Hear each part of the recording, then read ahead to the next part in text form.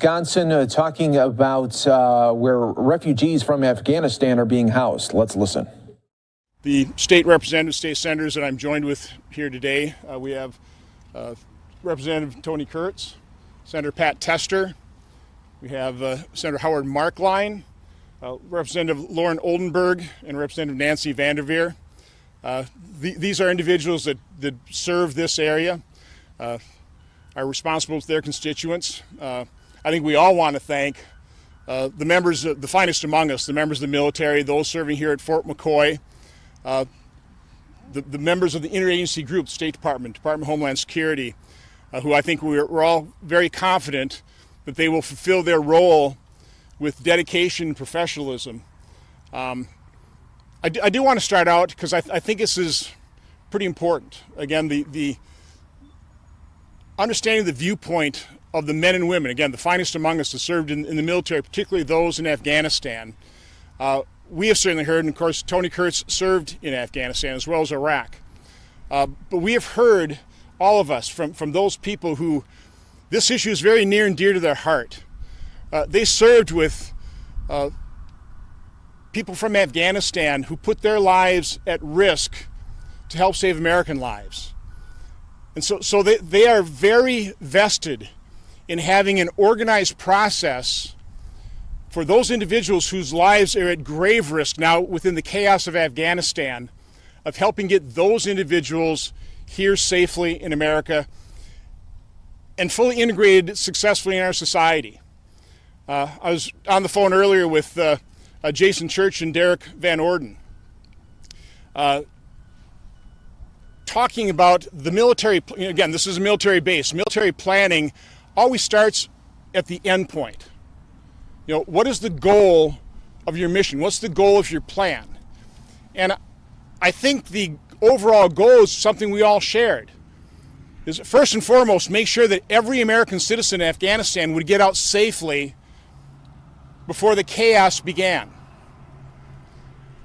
Certainly the goal would have been to get those special immigrant visa holders and others that worked for Americans whose lives are in grave danger now, to get them out ahead of time, fully vetted, but safely, and then integrate successfully into American society. That is the goal. It still is the goal. It could have been accomplished, but unfortunately it wasn't. So what is happening right now is a travesty. It's a disaster. It's a large enough disaster that there are people working this problem that obviously value their careers, but they are starting to reach out to members of Congress, to their state representatives, and they're talking about the chaos that they are witnessing. The fact that we don't know who a lot of the people are that are being transported out of Afghanistan right now. There are people being transported that don't have any ID whatsoever. Again, I don't know the full extent because I think there is so much chaos.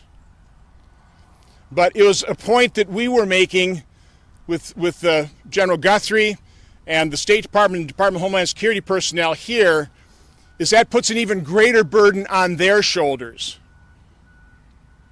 to evaluate and vet and try to identify those individuals that they are going to be taken care of here. Now, I will also say that it certainly sounds like the first group are people that are just relieved to have been able to escape Afghanistan. I mean, they won the lottery. They're here in America.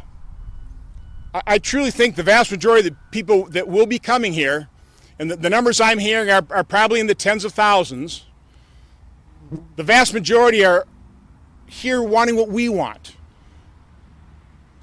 Freedom. An opportunity to raise their families in safety and security with opportunity. I know the veterans of Afghanistan that I've spoken to and spoken with. That is what they want. They know so many of these people. They know they saved their lives. So I want the American public to understand that's an important responsibility that America holds. Let's not forget that. But let's also not forget that we need to keep this nation safe and secure. And the last point I'll make until I open it up to questions is the reality on the ground is ugly. We don't know all of it because so many journalists have already left for their own safety. But I'll just leave you with this one question. How many special immigrant visa holders do you think the Taliban are letting into Kabul airport right now?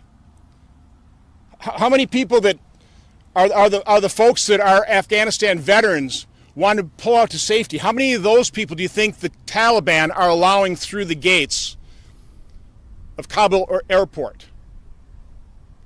Again, this didn't have to end this way. This is a travesty. This is a disaster. This is incompetence on the part of this administration. And there's simply not enough lipstick to put on this pig at this point in time.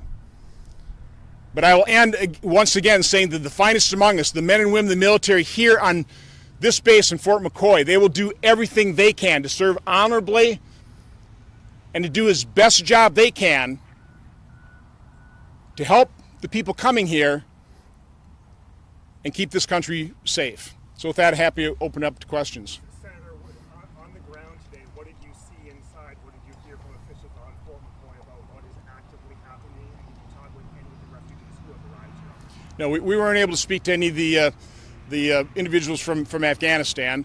What we were told is a little over 1,000 people have come here. They believe their capacity is going to be at 10,000. They're starting to get regular updates in terms of what flights are going to arrive, but we don't know really the pace, so we don't know when they're going to hit that 10,000 person capacity. They're setting up the process.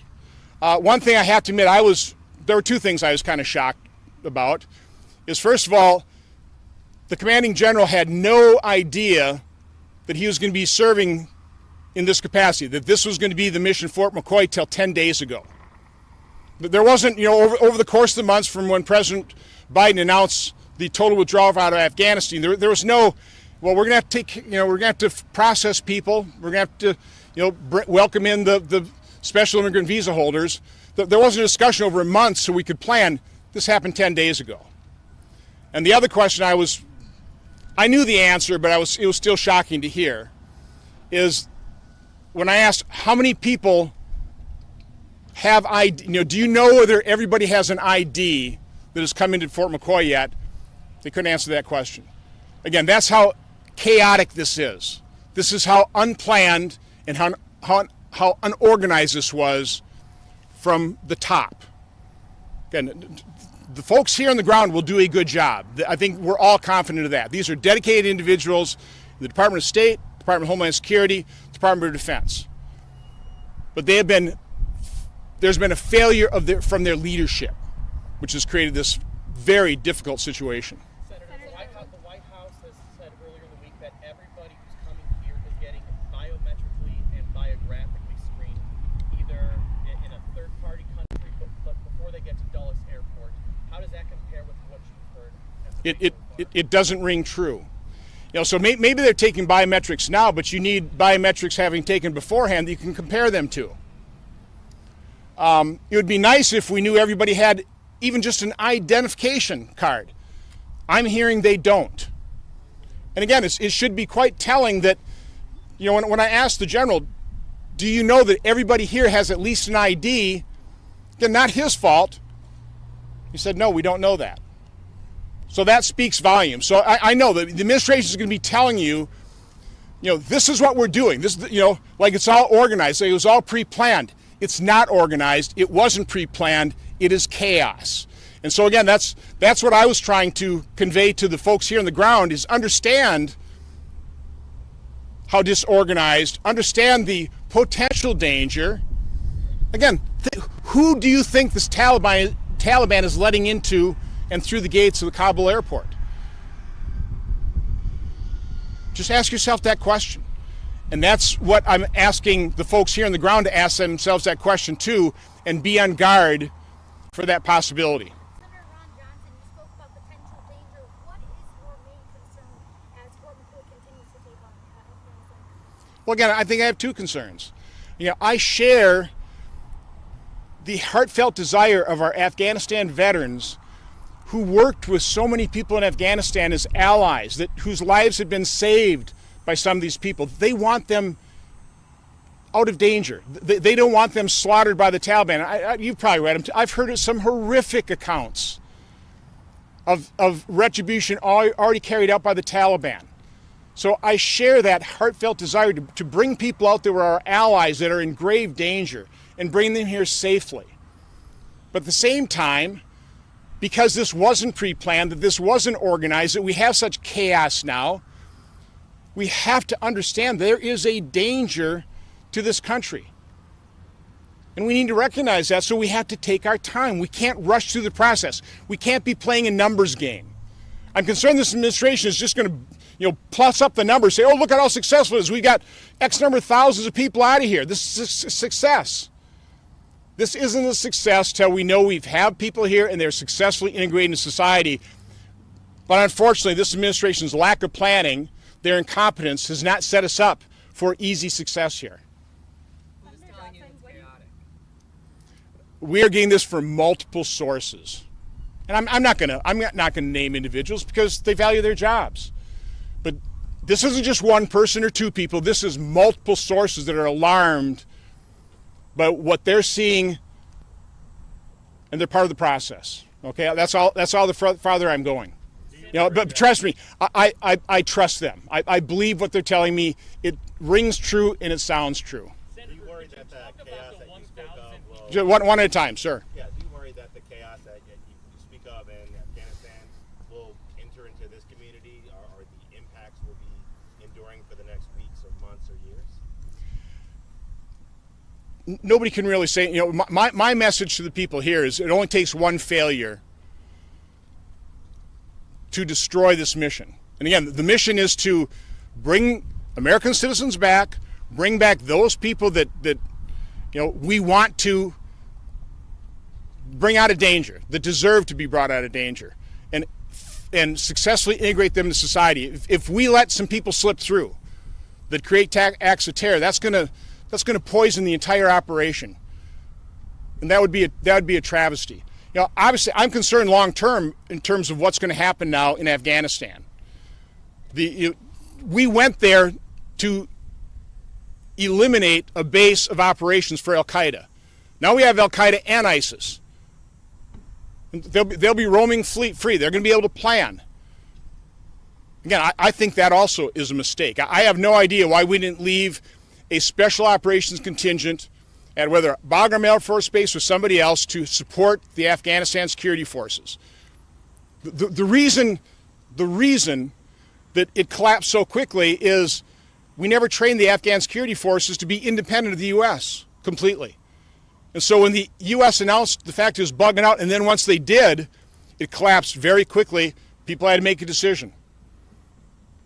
Again, this doesn't take a rocket scientist to think the implications of doing this without proper planning, without proper organization. But that speaks to the incompetence of the Biden administration in terms of how they pulled out. We had another question over here. Senator, you talked about the 1,000 refugees that are here from the base staff that you talked to. Since they're not sharing any photos from inside, are there more families here? Who are the first 1,000? Well, again, we drove through the base, so we saw. It's a broad spectrum. There are individual males, there are women with children, there are family units. I think in general the viewpoint is these are people that are just so relieved. They won the lottery. They're here in America. I mean, who wouldn't value that? Okay? So again, I truly think the vast majority of people that we will airlift will be incredibly appreciative of coming to America. So we should try and make that successful. And that's why I say, one failure could paint a broad picture negatively toward people that we shouldn't paint, and it could be a self-fulfilling prophecy. So again, we need to keep everything in perspective here, but again, we also have to recognize the chaos created by the incompetence, and the folks here on the ground are going to have to try and deal with that. So that again, both goals can be achieved.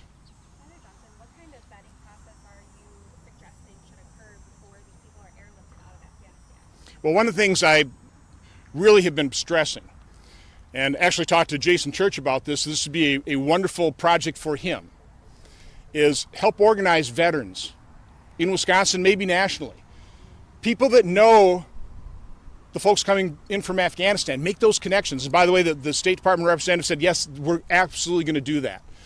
So we're going to have to put this into overdrive now, is making the connections of people that served our military, that helped save people's lives, even just did the mundane things. But as a result of helping us, we're at grave risk of staying in Afghanistan. Help them make those connections with people they served in, and that'd probably be the best way to vet people that might not have identification. It's a huge task. I think that the goal here, it was only a goal, was to kind of process people in 14 to 21 days. Now, some people you may be able to move, you may be able to vet them that quickly and be certain, as certain as you can be with anybody, that these people, they're here for the right reason and represent no risk. It may take a much longer time for others, and part of the problem is we are granting them a certain immigration status. It's a legal status. They're here, which means they are also now, as a result of what this administration is doing, they are entitled by our laws to certain immigration benefits. What about So again, so what happens? Again, the question: what happens if somebody comes in this country, for example, on a terror watch list? What do we do with that individual? They've been granted a legal status here. It's not going to be easy to just send them back. This will be a legal fight. This is what this administration, through their competence, has opened us up toward, or to. women or other vulnerable parties, journalists, professors, people like that who are also asking for help? Well, again, I would hope that the Taliban would let some people through, but I don't have a great deal of confidence in the Taliban being humanitarians all of a sudden. This is a brutal regime. Again, I think you've heard some of the accounts. They're so brutal, I can't even talk about them in an interview. But I'm highly concerned. And again, I just don't see the Taliban, in their good graces, allowing people that helped the U.S. military in any way, shape, or form. I see them letting some people that could be a real problem for us through. Again, it's a nasty reality, but we have to face that. Senator Johnson, just to clarify, so what we've been told by the White House is that these people who are under the special immigrant visas or under those P2s, those different verifications that are allowing them to come here, that they're going to other bases in other countries first, finishing their process, which typically takes about 2 years, depending on where they're at in that process, and then they're coming to the U.S. Is that not your understanding that that's happening? So my understanding is that the number of people that really are the special immigrant visa holders is a pretty small percentage of the people that we're transporting here now. It's not, these aren't all special immigrant visa holders. It's a small percentage. Okay, and unfortunately there's a pretty large percentage of people that don't even have ID. But I don't know what the truth is. I mean, listen, I've been investigating for like 6 years. It's hard to get the truth out of any administration. They hold information pretty close to the vest. One of the reasons we're here and holding this press conference right now is to ask the questions the American public should be asking, should be demanding answers to. So personally, I'm not taking anything the administration's saying at face value. Again, they're gonna try and put lipstick on this pig, but there's not enough lipstick. Okay? So we need to verify what they're saying. And quite honestly, I need people to come forward that know what's happening. And I need people that are willing to go on the record and tell us what's actually happening. And that's ongoing. One of the commitments I try to get out of people here in Fort McCoy is, if you're feeling uncomfortable, if you think you're being rushed and you're putting the American public in danger, you have to reach out to the people's representatives, the people that have been, we've been elected. We have that responsibility to our constituents. They have that responsibility to us to keep us informed. Now, hopefully that won't happen. Again, I got my fingers crossed. I'm hoping this all works out well, and there are no failures, and people are successfully integrated into American society. But I'm not willing to ignore reality, and I'm going to tell the American public the truth, what I know, okay, and what I don't know. So I don't know all these things, but this is what we're hearing from multiple sources. At this point, does Fort McCoy have the resources it needs to do this? And if everything else is chaotic, how will it be a smooth operation? Well, so General Guthrie assured us that he is getting every bit of support that he needs from the military. They flew in personnel, it's something like 1,000 people, military police unit to come and, so no, he is getting all the resources he needs. Again, that's why I say I'm confident that the people here on the ground and the United States military here will do their job with dedication and professionalism. So there's no question of resources in terms of being able to do that job. So let's not rush the process, okay? And again, I think the best way to vet people is, put out an APB to military personnel that know folks that want to see, be safe and sound, to contact the State Department, contact the Department of Defense, and say, listen, I'm happy to vouch for these people that I know. If you hear of them, let me put me in contact. I think that's the most efficient way of trying to do this, and probably the most certain way of trying to come to grips with, how do we let people in and how do we successfully integrate them into American society. Again, that should be the goal. With that process, how long is that process? Are they here for a month? Are they here for a couple of weeks? Well, again, Are they here for years? I mean, when do you finally release them? So the representative of the State Department was hoping it could be 14 to 21 days. And in some cases, that may be possible. I don't believe that we should set a set period of time. If there's a question, if there's a doubt, I think we're going to have to hold those people. And again, if this is the administration is going to want to try and get you to believe. Listen very carefully to what they say. But they're going to want you to believe that these are all special immigration visa holders. That we've all tested them biometrically. We might test them biometrically. We've got nothing to compare it to, okay?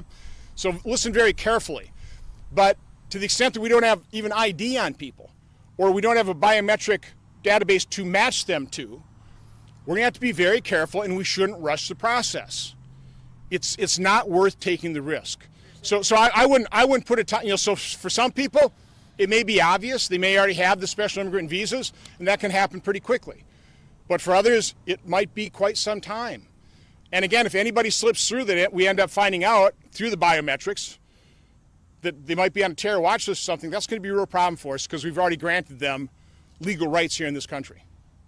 Senator, what do you foresee your involvement in this looking like moving forward? Do you plan to come back and speak with refugees here?